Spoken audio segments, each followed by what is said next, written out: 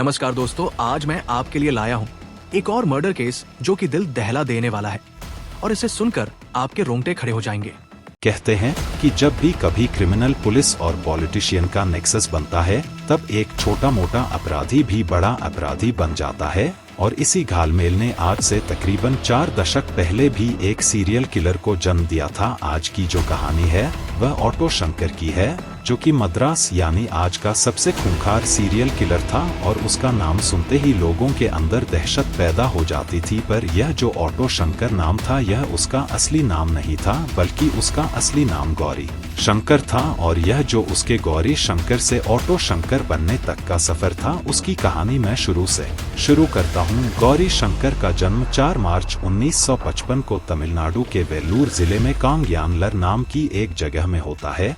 बचपन से उसे फिल्में देखने का काफी शौक था, पर क्योंकि बचपन में उसके पास इतने पैसे नहीं हुआ करते थे कि वो अपने इस शौक को पूरा कर सके, इसलिए जब भी कोई नई पिक्चर रिलीज होती तो वो क्या करता कि जो पैसे उसकी माँ किचन में स्टील के डब्बे में छुपा कर रखती थी वो उन पैसों को चुरा लेता था। इसके बाद वह उन पैसों से फिल्मों की टिकट खरीदता और बहुत ध्यान से हर एक फिल्म देखता। आमतौर पर लोगों को फिल्मों में हीरो का कैरेक्टर पसंद आता है, लेकिन शंकर को अक्सर हीरो के बजाय जो विलन होता है वो ज्यादा पसंद आता था। और वह जब भी कोई फिल्म देखकर आता तो जैसा फिल्म में होता वो ठीक वैसा ही अपने दोस्तों के साथ नाटक करके दोहराता था। और यहाँ भी वह हर बार विलन का ही रोल प्ले करता था। खैर धीरे धीरे वक्त बीतता है और गौरी शंकर बड़ा हो जाता है।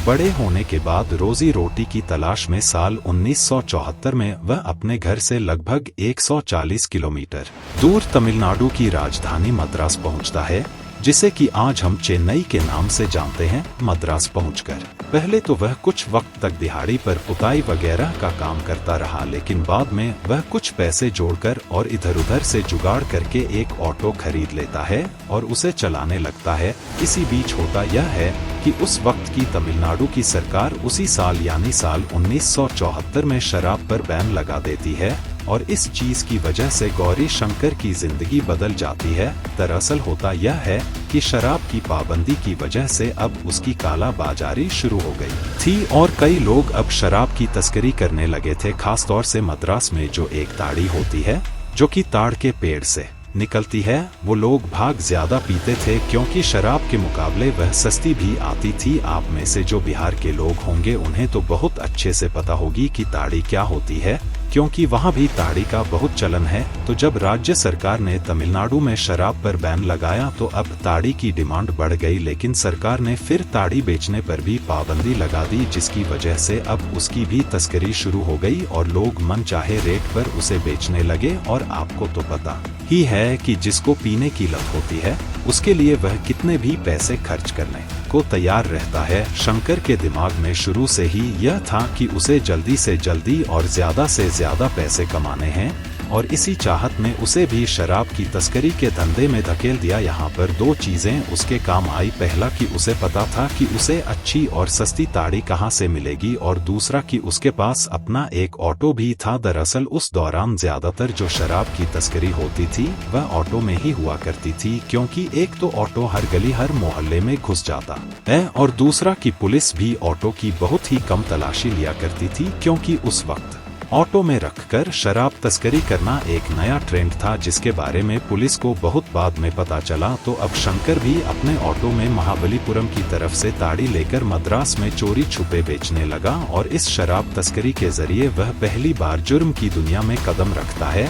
बाद में उसने अपने इस धंधे में अपने छोटे भाई मोहन को भी शामिल कर लिया और फिर वह दूसरे राज्यों से अवैध शराब लाकर भी बेचने लगा। इस अवैध शराब की तस्करी की वजह से बहुत ही कम वक्त में शंकर को अच्छा खासा मुनाफा होता है और उसकी जिंदगी बदल जाती है। अब वह अपने उन शौक को पूरा करता है, चाहे वह अच्छे कपड़े हो, महंगी घड़ियां हो, महंगे जूते हो या फिर महंगी मोटरसाइकिल। मतलब कि जिस भी चीज की उसे चाहत थी उसने वह सारे शौक पूरे किए और फिर उसने जगदीश्वरी नाम की एक लड़की से शादी भी की और अब उसकी जिंदगी अच्छी खासी चल रही थी। मगर तभी तमिलनाडु की सरकार बदलती है और साल 1981 में सरकार शराब और ताड़ी के ऊपर से बैन हटा देती है।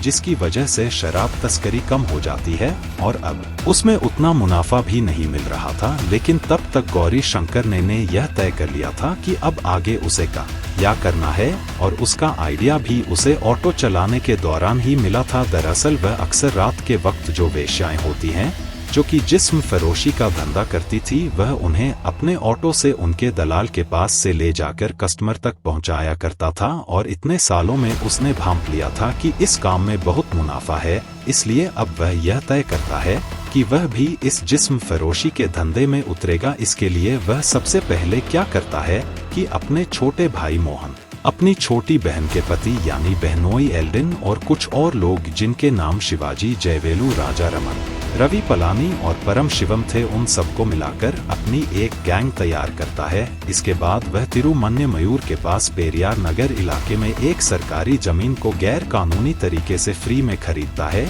और उस जमीन पर छप्पर डालकर अपना कोठा शुरू करता है। धीरे धीरे वक्त बीतने के साथ उसका यह जिस्म फरोशी का धंधा चल पड़ता है और जब धंधा चलने लगता है तो वह एलबी रोड पर भी एक कोठा खोल देता है। अब शंकर इधर अपना कोठे का धंधा संभालता और उधर उसका भाई मोहन शराब का। कहते हैं कि कोई भी अवैध काम, चाहे वह अवैध तरीके से शराब बेचना हो या कोठा चलाना, वह बिना पुलिस की मिली भगत के नहीं चल सकता। और यहाँ भी वही होता है। शंकर पुलिस वालों का मुंह बंद रखने के लिए उन्हें खूब पैसे खिलाता और उनकी नाक के नीचे सारे अवैध काम करता। बाद में उसने कई फिल्म स्टार और नेताओं को भी लड़कियों की सप्लाई की और उनकी ख्वाहिशें पूरी की, जिसकी वजह से अब उसका नेताओं में भी उठना बैठना शुरू हो गया। इस जिस्म फिरोसी के धंधे से उसके पास अंधा पैसा आने लगता है, जिसके बाद वह इन पैसों से पेरियार नगर के गांधी गली में अपना एक आलीशान घर भी बनवा लेता है और उसकी ओपनिंग में भी वह कई बड़े पुलिस अधिकारियों और नेताओं को बुलवाता है,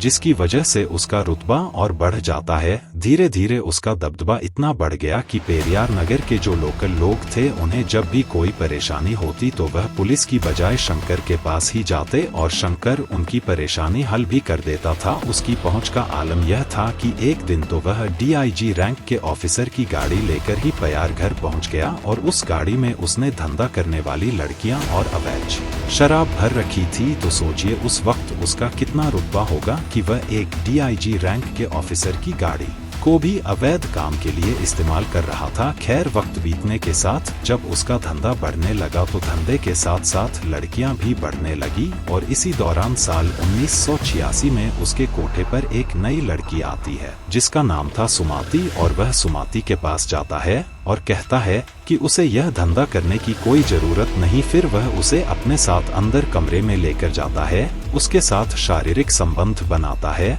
और पहले से शादीशुदा होने के बावजूद भी उससे दूसरी शादी कर लेता है। लेकिन जब यह बात उसकी पहली पत्नी जगदीश्वरी को पता चलती है तो वह आग बबूला हो जाती है, क्योंकि जाहिर सी बात है कि कोई भी औरत यह बिल्कुल भी बर्दाश्त नहीं कर सकती कि उसकी कोई सौतन आए और इस बात पे वह शंकर से खूब लड़ती है। पहले कुछ दिनों तक तो शंकर उसे इग्नोर करता रहा, लेकिन जब एक दिन लड़ाई हद से ज्यादा बढ़ जाती है तो वह गुस्से में अपनी पत्नी का गला पकड़ लेता है और कहता है कि वह अपने काम से काम रखे और उसके काम में अपनी टांग ना अड़ाए, वरना वह उसे जान से मार डालेगा। जिसके बाद उसकी पत्नी शांत हो जाती है और चाहते हुए भी कुछ नहीं कर पाती। लेकिन अब यह गौरी शंकर का पैटर्न बन गया था कि जब भी उसके कोठे पर कोई सुंदर लड़की आती तो वो उसे अपने लिए रख लेता और उनसे शादी कर लेता। अगले कुछ महीनों के अंदर ही वह एक के बाद एक अपनी पहली शादी के अलावा 4 और शादियां कर लेता है और सबको अपनी हवस मिटाने के लिए रखने लगा। लेकिन अब धीरे धीरे हुआ यह कि उसके अंदर की यह हैवानियत बढ़ने लगी और अब वह जानवरों जैसी हरकत करने लगा। एक दिन जब वह अपनी तीसरी पत्नी जिसका नाम विजया था उसके साथ जब वह फिजिकल रिलेशन बना रहा था तो उस दौरान वह बहुत ज्यादा अग्रेसिव हो जाता है। पहले तो वह विजया के पूरे शरीर पर दांत से जोर जोर से काटने लगता है और फिर वह सिगरेट से उसके शरीर और उसके प्राइवेट पार्ट को दागने लगता है। और जब वह दर्द की वजह से चिल्लाती तो शंकर को और मजा आता। शुरुआत में कुछ दिनों तक तो विजय ये सब कुछ बर्दाश्त करती रही, मगर जब शंकर का यह रोज का काम हो गया तो एक दिन वह परेशान होकर उसके चंगुल से भाग गई और फिर कभी वापस नहीं आई। लेकिन शंकर को उसके जाने से कोई फर्क नहीं पड़ा, क्योंकि उसके पास अपनी ख्वाहिशें पूरे करने के लिए उसकी और भी पत्नियां थी। कुछ दिनों बाद उसकी इन्हीं जानवरों जैसी हरकतों की वजह से उसकी एक और पत्नी मधु भी भाग गई और शंकर को उसके जाने से भी कुछ खास फर्क पड़ा नहीं। इसी बीच एक दिन जब शंकर मद्रास में ही माउंट रोड पर देवी थिएटर के पास पाल्स नाम के कैबरे में जाता है तो वहाँ उसकी मुलाकात ललिता नाम की एक लड़की से होती है, जो कि उस बार में डांस किया करती थी। उसे देखते ही शंकर उसकी खूबसूरती पर फिदा हो जाता है और कुछ दिनों की मुलाकात के बाद ही वह उससे भी शादी कर लेता है और यह उसकी छठी शादी थी। ललिता जो है वह काफी खूबसूरत थी, इसलिए वह उसके ऊपर खूब पैसे लुटाता और उसने उसको रहने के लिए कलाक्षेत्र रोड पर एक किराए का घर लेकर भी दिया था, जो कि परियार नगर के पास ही था और उसके घर से मात्र 10 मिनट की दूरी पर था। शुरुआत में कुछ दिनों तक तो शंकर ललिता के साथ भी बहुत अच्छे से पेश आया, लेकिन फिर उसने उसके साथ भी वही जानवरों जैसा सुलूक करना शुरू कर दिया और उसके शरीर को भी सिगरेट से जलाने लगा, जिसकी वजह से अब ललिता भी उससे तंग आ गई। इसलिए सितंबर 1987 में एक दिन वह शंकर के एक गैंग मेंबर सुधा लाई के साथ भाग गई। सुधा लाई जो है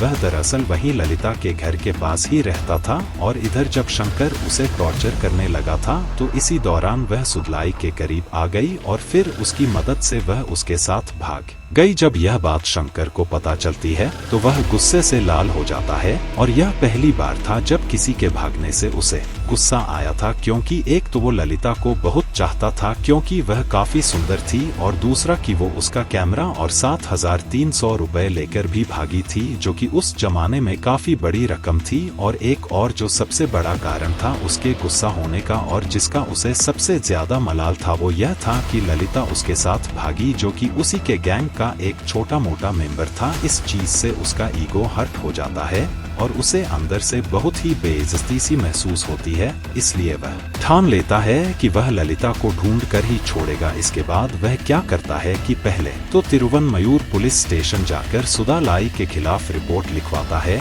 कि वह उसकी बीवी, उसका कैमरा और उसके 7,300 लेकर भाग गया, जिसके बाद पुलिस उसकी तलाशी शुरू कर देती है। और फिर इधर वह खुद भी अपने गैंग मेंबर के साथ ललिता की तलाश में निकल जाता है। वह उसे ढूंढते ढूंढते मद्रास से बेंगलोर तक पहुंच जाता है, पर ललिता उसे कहीं नहीं मिलती। तभी करीब एक महीने बाद 27 अक्टूबर 1987 की एक रात शंकर के पास पलाम पुलिस स्टेशन से इंस्पेक्टर हरि का फोन आता है और वह उसे बताते हैं कि उन्होंने ललिता और सुलाई को पकड़ लिया है। यह खबर सुनते ही शंकर की आंखें चमक जाती है और वह अपने गैंग मेंबर के साथ उसी रात बल्ला बम पुलिस स्टेशन पहुंच जाता है। वहां पहुंचकर वह सुधा लाई को तो कुछ नहीं कहता, पर वह ललिता को वहां से जबरदस्ती खींचकर अपने साथ लेकर निकल जाता है। इसके बाद वह रात करीब 10 बजे ललिता को अपने साथ लेकर परियार नगर वाले घर में पहुंचता है और अपनी पत्नी जगदीश्वरी से पहली मंजिल की चाबी लेकर ऊपर वाले कमरे में जाता है और बाकी के जो लोग थे वह वहीं सीढ़ी के पास ही रुक जाते हैं। ऊपर जाने के बाद पहले तो वह शराब पीता है और ललिता को भी पिलाता है, फिर वह उसकी मर्जी के खिलाफ जबरदस्ती उसके साथ संबंध बनाता है और इन सब में 27 अक्टूबर की वह तारीख भी बीत जाती है और रात 12 बजे के बाद अगला दिन यानी 28 अक्टूबर 1987 की तारीख आ जाती है। तो अब जब अपनी हवस पूरी करने के बाद शंकर का मन भर जाता है, तब जाकर वह उससे पूछता है कि वह उसे छोड़कर सुधा के साथ क्यों भागी। इस बात पर ललिता कहती है कि वह उसके साथ इसलिए भागी क्योंकि वह सुधलाई से प्यार करती है।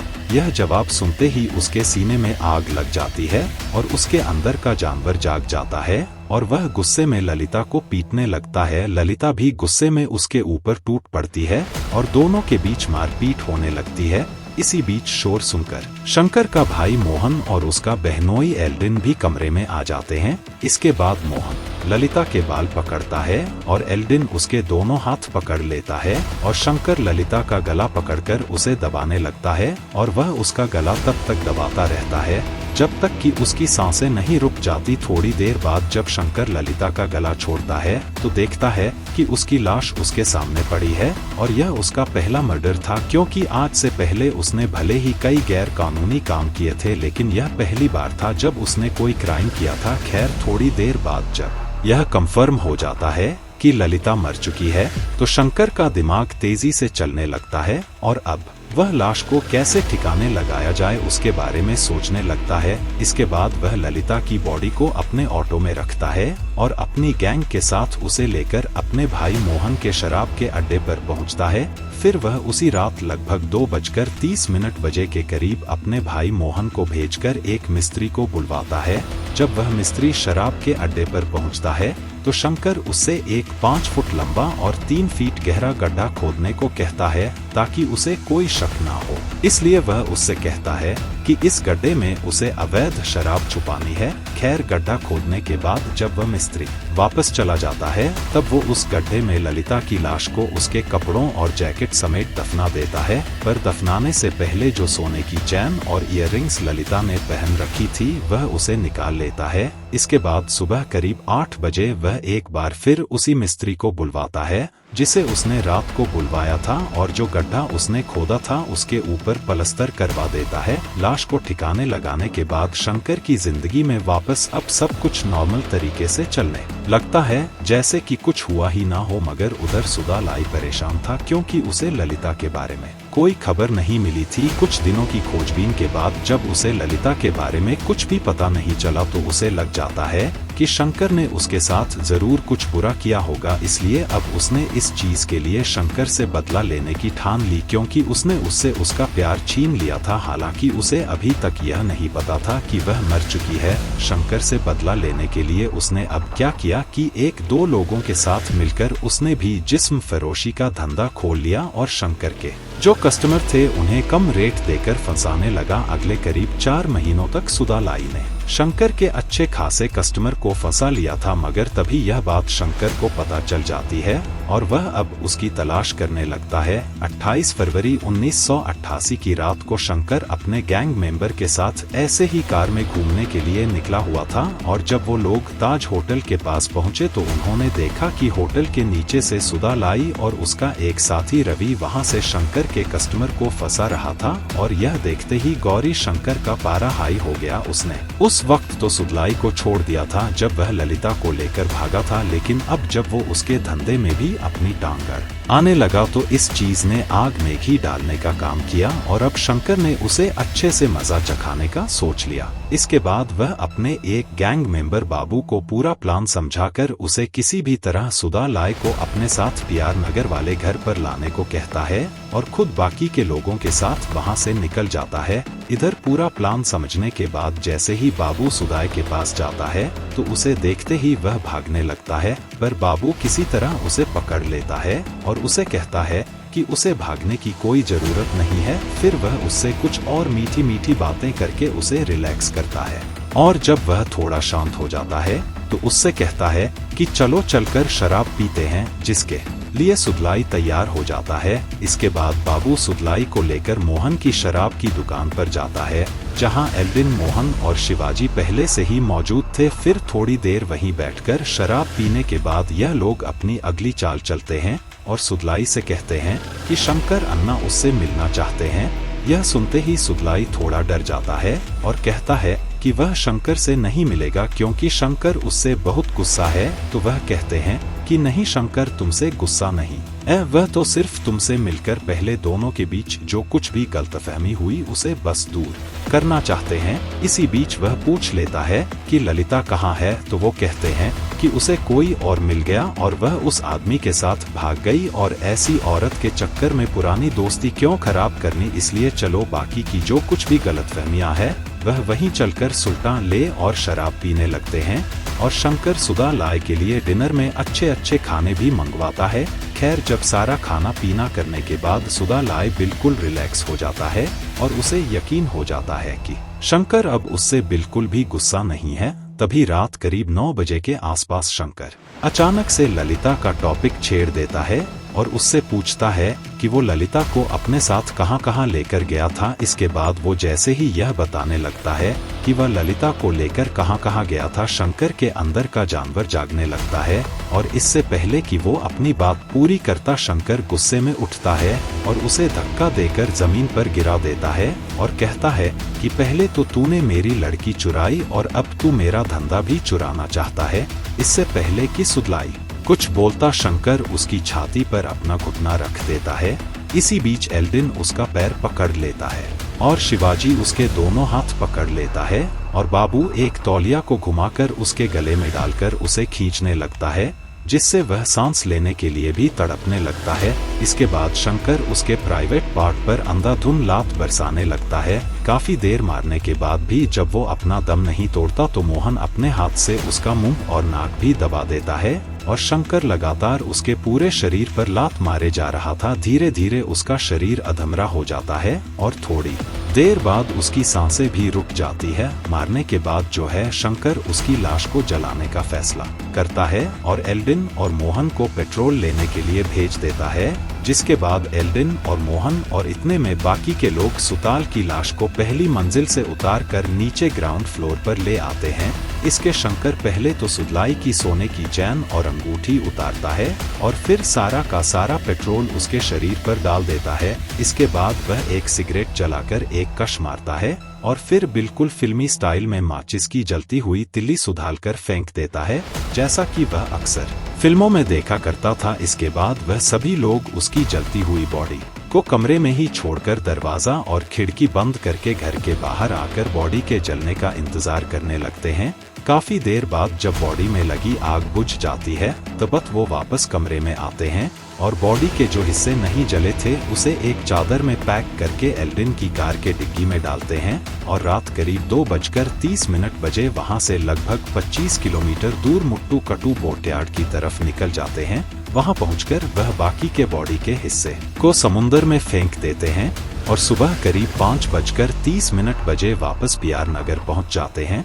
जब शंकर वापस घर पहुंचा तो उसने देखा कि उसका पूरा कमरा आग लगने की वजह से काला हो गया था, इसलिए वो उसी वक्त पेंटर और मिस्त्री को सोए में से उठाकर बुलवा आता है और उनसे कमरे को रिपेयर करवाकर नया पेंट करवा देता है ताकि सारे सबूत मिट जाए और ताकि मिस्त्री और पेंटर को शक न हो। इसलिए वह उन्हें एक मन घड़ते सुना देता है और कहता है कि यह सब उसके बेड में आग लगने की वजह से हुआ है। खैर इसके बाद अगले 2 दिनों तक तो सब कुछ नॉर्मल रहता है, पर उसके अगले ही दिन सुधा लाय का पार्टनर रवि, जो कि 2 दिन पहले सुधा लाय के साथ ताज होटल के नीचे से कस्टमर फंसा रहा था, वह शंकर और मोहन के घर पहुंच जाता है और सुधलाई के बारे में पूछने लगता है कि वो कहाँ है। पहले दिन तो वो रवि को बहला फुसलाकर वापस भेज देते हैं कि वह कहीं गया होगा, आ जाएगा, लेकिन एक मरा हुआ इंसान कहां से वापस आएगा। इसलिए जब सुधलाई 1-2 दिन बाद भी वापस नहीं आया तो रवि एक बार फिर शंकर के पास पहुंच गया और सुधलाई के बारे में पूछने लगा और शंकर ने इस बार भी गोलमोल जवाब देकर उसे वापस भेज दिया। लेकिन अब यह रवि का रूटीन बन गया था। वह हर 2-3 दिन में शंकर के पास जाकर सुधा लाय के गायब होने की वजह पूछने लगा और शंकर उसके बार बार आने और उसके सवालों से तंग आ गया था। 14 मार्च 1988 को भी यानी सुलाई के मरने के 15 दिन बाद रात करीब 9 बजे वह एक बार फिर शंकर के छोटे भाई मोहन के घर, जो कि रंगनाथपुरम में था और जो कि शंकर के घर से बस थोड़ी दूरी पर ही था, वह वहां पहुंच गया और वहां पहुंचकर वह फिर सुधाय के बारे में पूछने लगा। उस वक्त मोहन के घर पर मोहन के अलावा उसका बड़ा भाई गौरी शंकर, उसका जीजा एल्डिन, शिवाजी और बाबू भी मौजूद थे और वह सारे लोग वहां बैठकर शराब पी रहे थे। इस बार शंकर रवि के सवालों का जवाब देने की बजाय उसे सीधा अंदर बुला लेता है और उससे बड़े प्यार से बात करने लगता है। इसके बाद शंकर रवि को अपने साथ शराब पीने को कहता है, जिसके लिए वह तैयार हो जाता है क्योंकि शायद फ्री की शराब हर किसी को अच्छी लगती है। फिर शंकर रवि को 1-1 रुपया का नोट पकड़ा कर उसे शराब लेने के लिए भेज देता है और जब वह शराब लेने बाहर जाता है तो थोड़ी देर बाद जब रवि शराब लेकर वापस पहुंचता है तो अब वह सारे बैठकर शराब पीने लगते हैं और कुछ पैक पीने के बाद ही रवि को चढ़ जाती है और वो नशे में खुलकर बोलने लगता है। वह शंकर से कहता है कि मुझे पता है कि तुम सब लोगों ने मिलकर ललिता और सुधलाई को मार डाला है। फिर वो कहता है कि अगर तुम चाहते हो कि यह बात सिर्फ मुझ तक ही रहे तो मुझे एक ऑटो खरीद कर दे दो, नहीं तो मैं यह बात पुलिस स्टेशन में भी जाकर बता सकता हूँ और फिर आगे जो कुछ भी होगा उसके जिम्मेदार तुम सब लोग ही होंगे। रवि ने नशे में यह बात बोल तो दी मगर उसे यह नहीं पता था कि वो गलत आदमी को ब्लैकमेल कर रहा है। खैर उसकी यह बात सुनकर शिवाजी उससे कहता है कि उसे ऐसे ऑटो की डिमांड नहीं करनी चाहिए, तो रवि उससे कहता है कि वह अपना मुंह बंद रखें। यह बात सुनकर शिवाजी को गुस्सा आ जाता है और वह रवि को एक जोरदार तमाचा मारता है और फिर वह सारे मिलकर उस पर टूट पड़ते हैं। थोड़ी देर उसको मारने के बाद एल्ड्रिन उसके बाल पकड़कर उसे खींचकर बाथरूम की तरफ ले जाता है। इसके बाद उसे भी ठीक उसी तरह मौत के घाट उतार दिया जाता है जैसे उसके पार्टनर सुदाली को मारा गया था। एक आदमी उसके हाथ पकड़ता है, एक उसके पैर, एक उसके मुंह और नाक को दबाता है, एक उसकी छाती पर बैठ जाता है और एक आदमी तौलिए से उसका गला दबाने लगता है, जिसके थोड़ी देर बाद ही रवि दम तोड़ देता है। उसको मारने के बाद वो उसी रात एक दूसरे मिस्त्री को बुलवा है और उसे भी शराब छुपाने के लिए बोलकर बाथरूम के पास एक गड्ढा खुदवा है और उसके जाने के बाद वो लोग रवि की लाश को उस गड्ढे में दफनाकर उसे बंद कर देते हैं और इस तरीके से वह रवि की कहानी भी खत्म कर देते हैं। लेकिन इसके कुछ दिनों बाद ही रवि की मां शंकर के पास पहुंच जाती है और अब वह उसके बारे में पूछने लगती है। अब वो फिर सोच में पड़ जाते हैं कि अब क्या किया जाए, क्योंकि जब उन्होंने सुदलाई को मारा तो उसके पीछे रवि आ गया और जब उन्होंने उसे भी मार दिया तो अब उसके पीछे उसकी मां आ गई। वह सोचते हैं कि ऐसे तो कोई ना कोई आता ही रहेगा और वह ऐसे कब तक लोगों को मारते रहेंगे। लेकिन तभी मोहन के दिमाग में एक आइडिया आता है और वह क्या करता है कि रवि के नाम से उसकी मां को एक खत भेजता है और उसमें लिखता है कि वह नौकरी की तलाश में बॉम्बे निकल गया है और कुछ दिनों बाद वापस आ जाएगा। उनका यह आइडिया काम कर गया और जब यह खत रवि की मां को मिला तो अब उन्होंने उन लोगों से रवि के बारे में पूछना बंद कर दिया। तो अब जब शंकर की सारी टेंशन खत्म हो गई तो वह फिर से अपने धंधे को बिना किसी के टांग गड़ाए चलाने लगा और उस वक्त उसका यह जिस्म फरोशी का धंधा अपने ऑल टाइम हाई पर था और उसके पास पैसा भी खूब आ रहा था। लेकिन तभी तारीख आती है 29 मई 1988 की। 29 मई 1988 को शंकर के कोठे पर काम करने वाली एक लड़की जिसका नाम अनीता था, वह दोपहर लगभग 3 बजे के आसपास एक कस्टमर को सर्विस देकर वापस परियार नगर आ रही थी और एलबी रोड पर उतरने के बाद अनीता वहां से पैदल ही परियार नगर जाने लगी। लेकिन तभी उसके करीब आकर एक ऑटो रुकता है और उसमें से 3 आदमी उतरते हैं और वह तीनों अनीता को छेड़ने लगते हैं और उसके साथ उल्टी सीधी हरकतें करने लगते हैं। यह तीनों लोग आपस में दोस्त थे और इनके नाम थे संपत, मोहन और गोविंदराज और यह तीनों वहां से करीब 5 किलोमीटर दूर मंधाई में रहते थे। तो जब यह तीनों एलबी रोड पर अनीता से बदतमीजी करने लगे तो एल्ड्रिन ने उन्हें रोकने की कोशिश की क्योंकि वह भी अनीता के साथ ही था, मगर उन तीनों ने मिलकर एल्ड्रिन की कुटाई कर दी, इसलिए वह वहां से भाग गया। इसके बाद वह भागता भागता शंकर के पास पहुंचता है और उसे सारी बात बताता है और यह बात सुनते ही शंकर की आंखों में खून उतर आता है क्योंकि यह दूसरी बार था जब उन्होंने अनीता को छेड़ा था। दरअसल उन तीनों आदमियों ने 6 दिन पहले भी अनीता के साथ रास्ते में बदतमीजी करने की कोशिश की थी और अनीता के अलावा भी और कई लड़कियों को होटल से निकलते वक्त वह छेड़ा करते थे। इसके अलावा शंकर जिन लॉज में अपनी लड़कियां भेजता था वह तीनों आदमी उन लॉजों में जाकर उनके मैनेजर को भी धमकाते थे कि वह ऐसी लड़कियों का लॉज में आना बंद कर दे। शंकर को पहले भी इन लड़कों की शिकायतें आती थी पर वह उन्हें उस वक्त इग्नोर कर देता था, पर इस बार उससे बर्दाश्त नहीं होता और वह उसी वक्त लाठी डंडे लेकर अपनी गैंग के साथ एलबी रोड पहुंच जाता है। इसके बाद वह सरेआम पब्लिक के सामने ही अपनी गैंग के साथ मिलकर उन तीनों आदमियों को घेर कर उनकी डंडों से खूब पिटाई करता है। फिर शंकर अपनी गैंग के साथ उन तीनों को लेकर मोहन के अवैध शराब के अड्डे पर पहुंचता है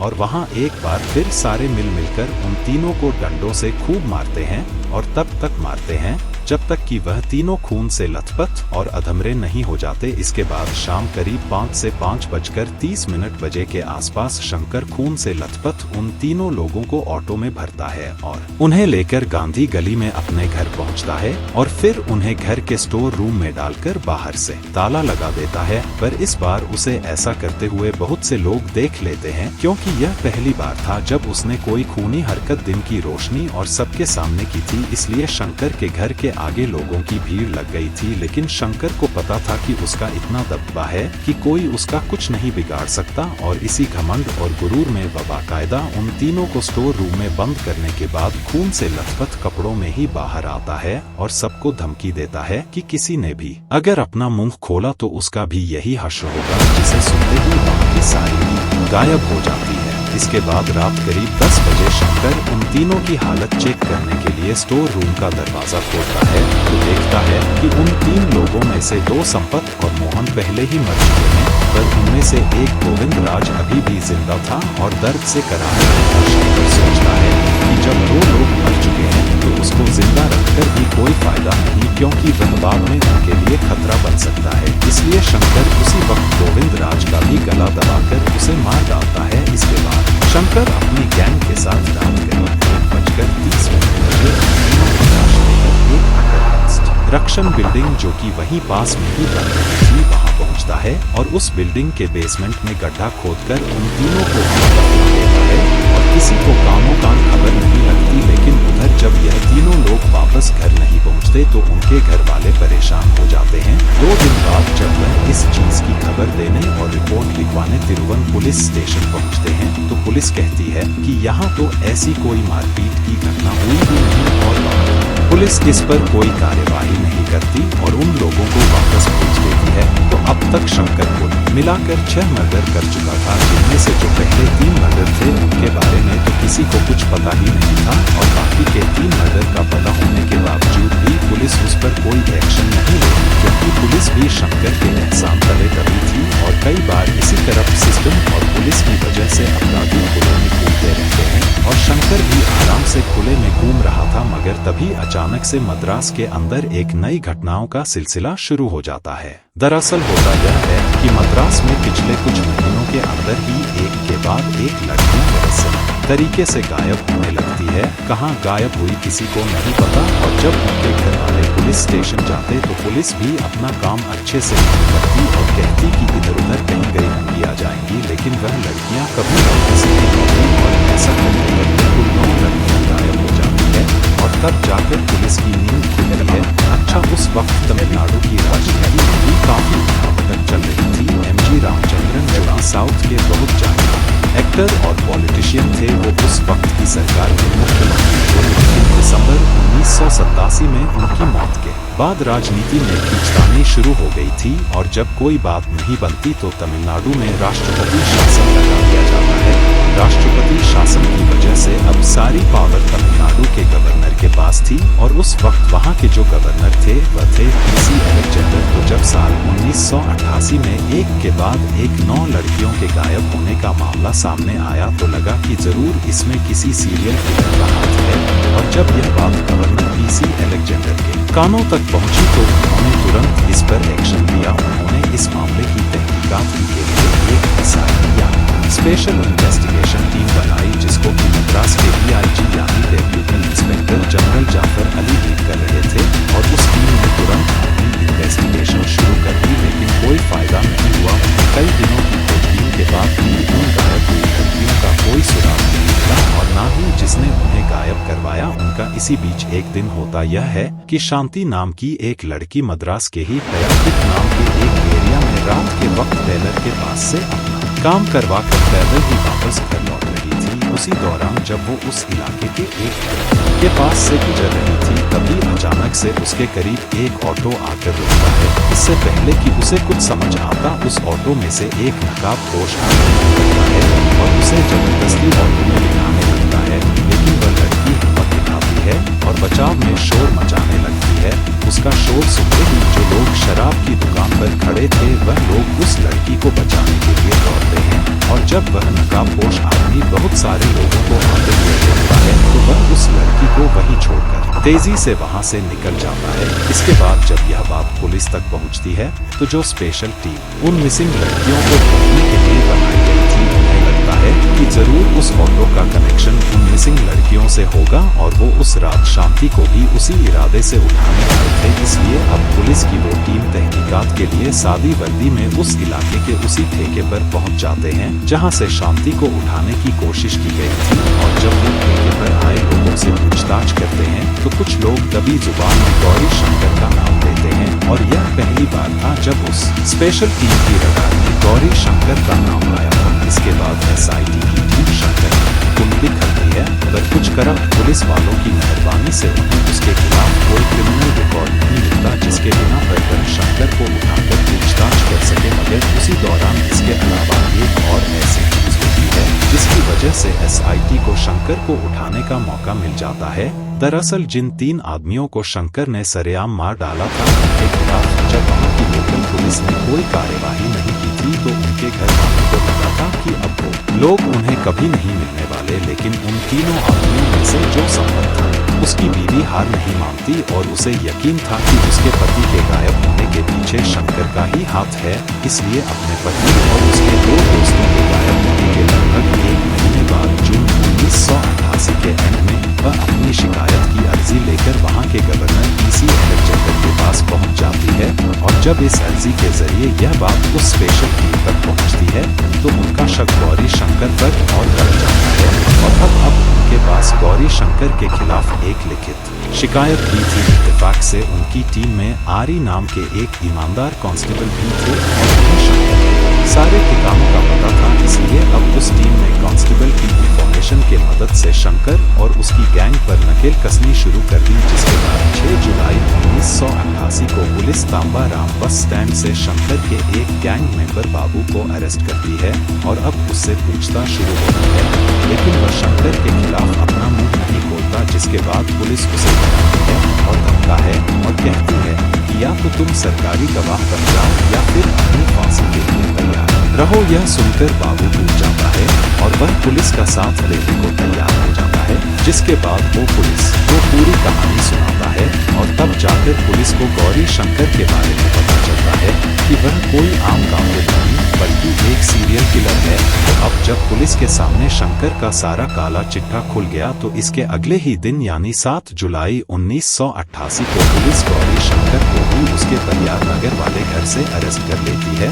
और जब पुलिस उसके घर की तलाशी करती है तो SIT को उसकी एक और कहानी के बारे में पता चलता है। दरअसल शंकर अपने पास एक डायरी मेंटेन करता था और उस डायरी में उसने अब तक जितने भी कत्ल किए थे उसकी सारी जानकारी के साथ जिन जिन पुलिस अधिकारी और नेताओं के साथ उसके गठजोड़ थे उसकी भी सारी डिटेल्स उसने उस डायरी में लिख रखी थी। उस डायरी के अंदर से उसने शंकर के साथ खिंचवाई हुई अलग अलग रैंक के पुलिस वालों और नेताओं की भी फोटो मिलती है और उसने किसको कितने पैसे दिए उस डायरी में लिखा हुआ था। यहाँ तक कि उस डायरी में उसने कई अधिकारियों और नेताओं की अपनी वेश्याओं के साथ कुछ प्राइवेट फोटो को भी सबूत के तौर पर रखा हुआ था ताकि आगे चलकर इसकी जरूरत हो तो वह इसका इस्तेमाल कर सके। तो जब SIT को वह डायरी मिली तब उन्हें भी उसके पुलिस और नेताओं के बीच के तालमेल का पता चला। कहते हैं कि उनमें से कई चीजें तो कभी बाहर आई ही नहीं क्योंकि इसमें उन्हीं के डिपार्टमेंट और ऊपर बैठे अधिकारियों की बदनामी होती। इसलिए जितने भी बड़े बड़े लोग इस नेक्सस में शामिल थे उन्हें बचा लिया गया। जिन नेताओं के नाम थे उन्हें दबा दिया गया। बस जो छोटे मोटे पुलिस वाले थे सिर्फ उन पर इसकी गाजगिरी। लगभग 12 पुलिस वालों को सस्पेंड कर दिया गया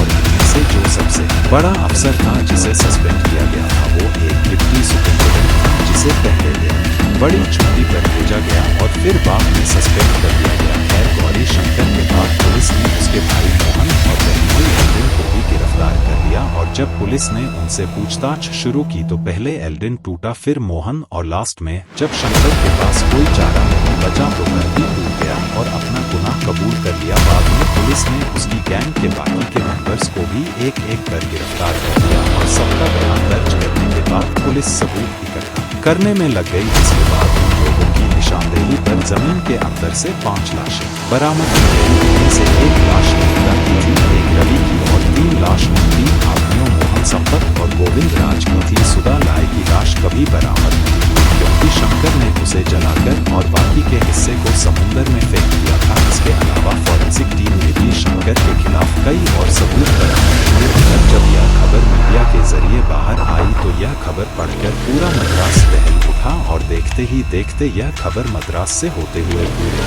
भारत में आग की तरह फैल दहशत फैल गई। उसी वक्त उसके मोड़ सोपर एमडी को देखते हुए मीडिया ने उसे एक नया नाम दिया जो कि लोगों के दिलों में बैठ गया, और वह नाम था शंकर, क्योंकि वह अपने सारे काम, चाहे वह अवैध शराब बेचना हो या सप्लाई करना हो या फिर मर्डर करना, उन सभी कामों के लिए वह ऑटो का ही इस्तेमाल करता था। खैर, इधर सारे सबूतों और गवाहों को इकट्ठा करने के बाद मद्रास पुलिस निचली अदालत में गौरी शंकर को बुलाकर कुल 10 लोगों के खिलाफ चार्जशीट दाखिल करती है, जिसमें कि गौरी शंकर को मुख्य आरोपी बनाया जाता है। चार्जशीट दाखिल करने के बाद इन सभी को जुडिशियस कस्टडी पर मद्रास सेंट्रल जेल भेज दिया गया, जो कि देश की सबसे पुरानी और महत्वपूर्ण जेलों में से एक जेल था, और वह इसलिए क्योंकि जब भी किसी को सेल्यूलर जेल यानी काला पानी की सजा होती तो वहां ले जाने से पहले कुछ दिनों तक उन्हें इसी जेल में रखा जाता था। हालांकि साल 2009 में इस जेल को बंद कर दिया गया, तो अब शंकर और उसकी गैंग का नया घर यही मद्रास सेंट्रल जेल था, और वह सभी वहां रहकर अपनी ट्रायल शुरू होने का इंतजार करने लगे। और इसी बीच तारीख आती है कि 21 अगस्त 1990 की सुबह जब जेल अथॉरिटी शंकर के सेल वाले ब्लॉक के मेन दरवाजे पर पहुंची तो उन्होंने देखा कि उस ब्लॉक के दरवाजे की एक रेलिंग मुड़ी हुई है, और इतनी मुड़ी है कि वहां से एक आदमी आराम से निकल सकता था। यह देखते ही उनके हाथ पैर फूल गए, और जब अंदर शंकर के सेल के पास पहुंचे तो उन्होंने देखा कि उसके सेल का दरवाजा खुला हुआ है और वह जेल से गायब है। इसके बाद जब दूसरे कैदियों को देखा गया तो पता चला कि शंकर के अलावा 4 और कैदी एवलिन, शिवाजी, मोहन और सेल्वा राज भी गायब है। एक साथ 5 कैदियों के फरार होने से पूरे जेल में हड़कंप मच जाता है, और यह आजादी के बाद पहली बार था जब कोई कैदी उस जेल से भागा हो। इस जेल ब्रेक की वजह से उसी दिन 12 जूनियर जेल ऑफिशियल को सस्पेंड कर दिया जाता है, और फिर इसके अगले ही दिन तमिलनाडु की सरकार मद्रास सेंट्रल जेल के सुप्रीटेंडेंट चिल्ला दुरई को भी जेल में हुई लापरवाही की वजह से सस्पेंड कर देती है। बाद में जब इस जेल ब्रेक की पूरी इंक्वायरी हुई तब जाकर उसमें पूरी कहानी सामने आई, और पता चला कि उसको भगाने के लिए जेल के स्टाफ ने ही उसकी मदद की थी। दरअसल शंकर जेल में आने के बाद भी उस तरह से नहीं रहता था जैसे कि आम कैदी रहा करते थे, बल्कि वह वहां भी वैसे ही ऐशो आराम की जिंदगी जीता था जैसा कि वह बाहर जिया करता था, और पैसों के दम पर उसका हर एक दिन शाही अंदाज में गुजरता था। कहते हैं कि उसे वहां हर वह चीज मुहैया कराई जाती थी जिसकी वह डिमांड करता था, चाहे वह सिगरेट हो, दारू हो या फिर चिकन। सिर्फ एक ही ऐसी चीज थी जो जेल में उसे नहीं मिलती थी, और वह थी लड़कियां। बाकी किसी भी चीज की उसे कोई कमी नहीं थी। जेल में साथियों के साथ वहाँ मौज मस्ती से अपने दिन काट रहा था, लेकिन कहीं ना कहीं उसे पता था कि जिस तरीके के उसने अपराध किए हैं उसके लिए उसे मौत की ही सजा होगी, और उसे एक ना एक दिन मरना होगा। इसलिए वह जेल से फरार होने के बारे में सोचने लगा। इसी के बाद उसने जेल के कई स्टाफ और ऊपर बैठे अधिकारियों को पैसों के दम पर खरीद लिया, और जो नहीं बिके उन पुलिस वालों और नेताओं को और उसकी यह धमकी काम कर रही। जिसके बाद 20 अगस्त 1990 की रात को उनको भगाने का पूरा प्लान तैयार किया गया, और उस रात उनके सेल को लॉक नहीं किया गया। उस रात शंकर के अलावा बाकी के 4 कैदी भी उसी के सेल में मौजूद थे, जो कि वैसे तो जेल के नियमों के खिलाफ था, क्योंकि एक ही मामले के दूसरे अपराधी को जेल की एक सेल में नहीं रखा जा सकता। पर शंकर के लिए जेल के नाम मालूम कितने दिनों को ताक पर रखा गया। इसके अलावा जिस ब्लॉक में उसका सेल था उसके मेन दरवाजे की रेलिंग को भी मोड़ दिया गया था, जिसके बाद आधी रात के करीब यह 5 अपनी सेल से बाहर निकले। फिर मेन दरवाजे से ब्लॉक से बाहर आए और रस्सी के सहारे जेल के पीछे वाली दीवार, जिसके पीछे पार्क रेलवे स्टेशन था, वह दीवार लांघकर गायब हो गए। इन्वेस्टिगेशन में उस दीवार पर से उन सभी लोगों के पैरों के निशान भी मिले थे। शंकर के भागने के फौरन बाद ही मद्रास पुलिस ने उसे ढूंढने के लिए बड़े पैमाने पर सर्च ऑपरेशन जारी किया, और उन्होंने पूरा जोर लगा दिया उसे ढूंढने के लिए। शंकर के भागने की वजह से पब्लिक में भी काफी गुस्सा था,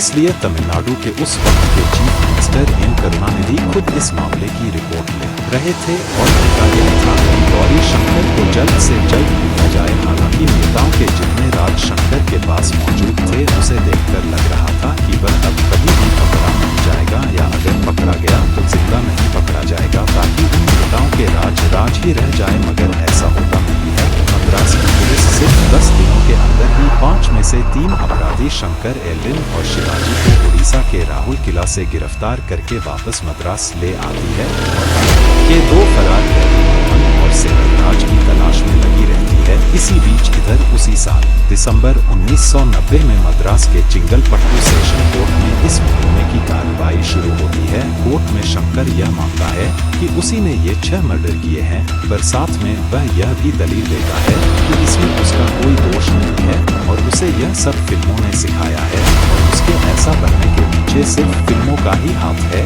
उसकी यह दलील उसे बचाने के लिए तो नाकाफी थी, पर हाँ, यह समाज के लिए एक आईना था कि जिस तरह से फिल्मों में विलन को हीरो की तरह पेश किया जाता है और उसके क्राइम को बढ़ा चढ़ाकर दिखाया जाता है, उसका लोगों पर क्या असर होता है। और आजकल तो यह सब कुछ बहुत बड़े पैमाने पर हो रहा है। खैर, इसके बाद यह मुकदमा आगे बढ़ता है और सभी गवाहों और सबूतों को सुनने और देखने के बाद यह तो साबित नहीं हो पाता कि जो 9 लड़कियां गायब हुई उसके पीछे शंकर और उसकी गैंग का हाथ है या नहीं, पर इसके अलावा जो 6 मर्डर उसने किए थे वह जरूर साबित हो जाता है।